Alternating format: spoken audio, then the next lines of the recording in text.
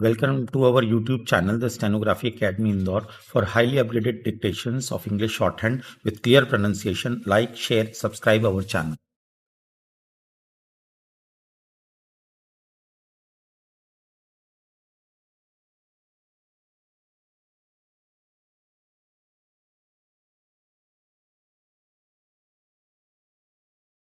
Transcription number 67, 80 words per minute. Kailash Chandra, kindly be ready. 5 seconds left. Mr. Vice Chairman, Sir, this year the President's address given to the Parliament gives a well conceived, well prepared picture of the nation. I rise to support the motion of thanks which has been brought before the House by Shri Kulkarni. At the outset, he has pointed out that this year has faced a severe drought. Then he points out to the danger of internal and external forces that remind us of the secessionist tendencies, the terrorism that is prevalent in a very serious form in the northwest and northeast frontiers of the country.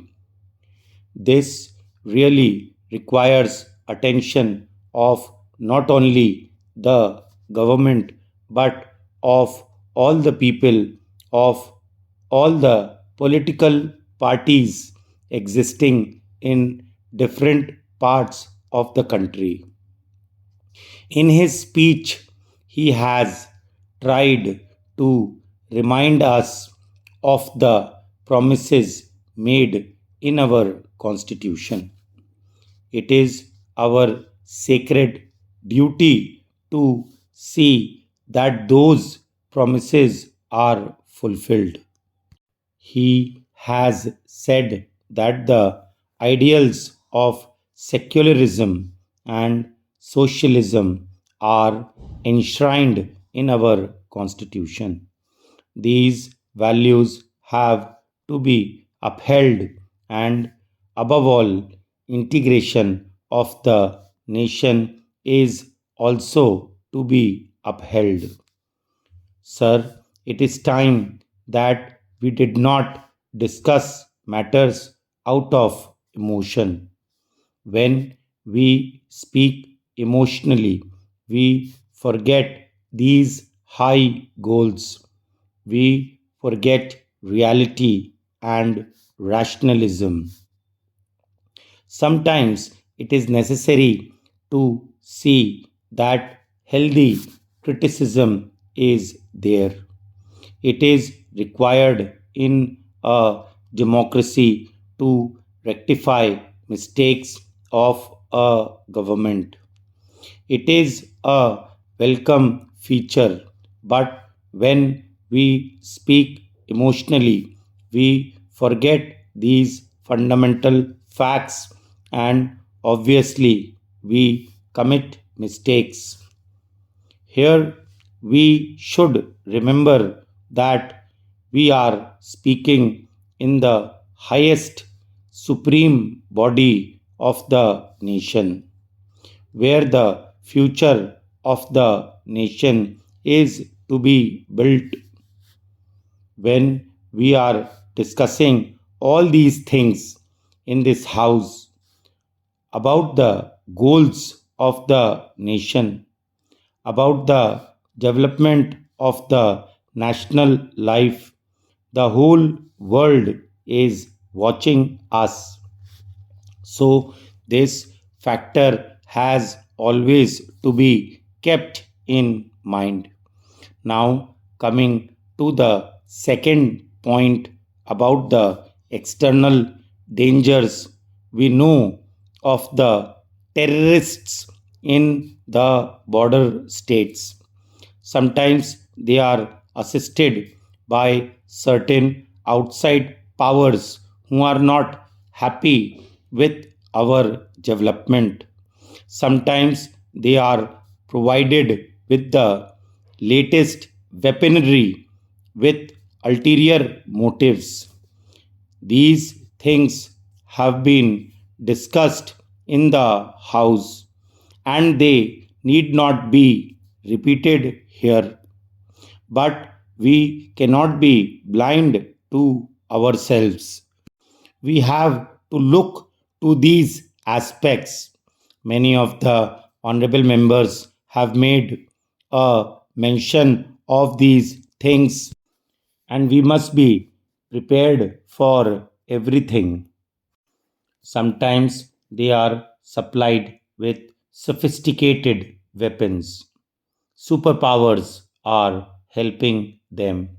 So we must be careful and watchful.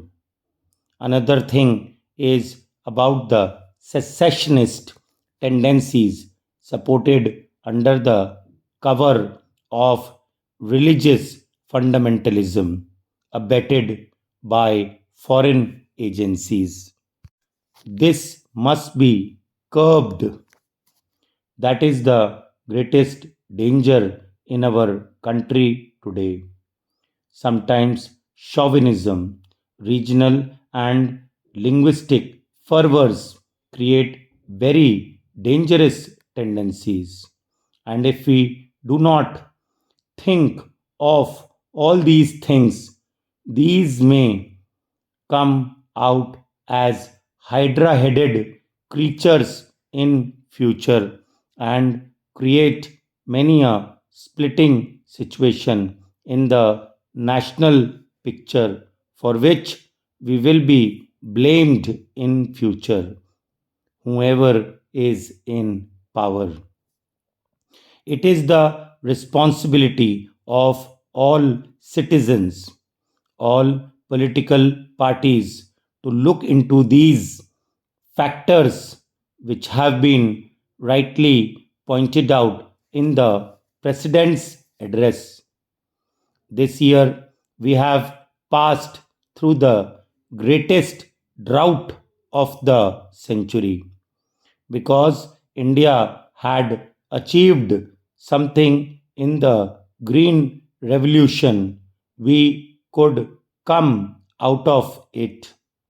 Out of 30 climatic zones, 33 zones suffered from scanty rainfall and drought, and some parts of the country faced floods also. There was loss of crops and damage to crops. Production was much less because we had a buffer stock of 23 million tons, which was sound planning, and the Green Revolution had achieved something. The country could face this difficult situation.